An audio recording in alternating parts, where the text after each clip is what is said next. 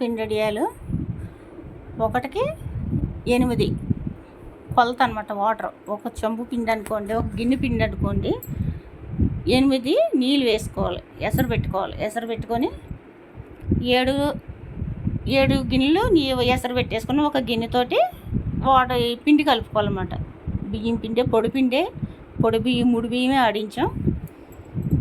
కలిపేసుకొని ఎసట్లో జీలకర్ర, కారం, ఉప్పు వేసుకోవాలి.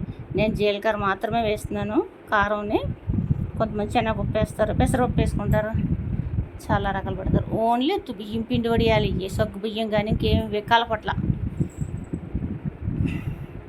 మరిగాక ఒక 20 మినిట్స్ అని ఉడకాలి. బియ్యం పిండి వేసేస్తాం కదా ఎసరు మరిగాక మనం. అప్పుడు 15 మినిట్స్ అని ఉడికాక ఇలా వడియాలు పెట్టుకుంటాం అనమాట. మధ్యలో వీడియో మిస్ అయింది.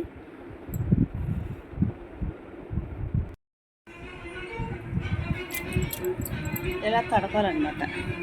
వడియాలు ఇలా ఉన్నాయి కదా, ఇలా రివర్స్ చేసి తడుపుకొని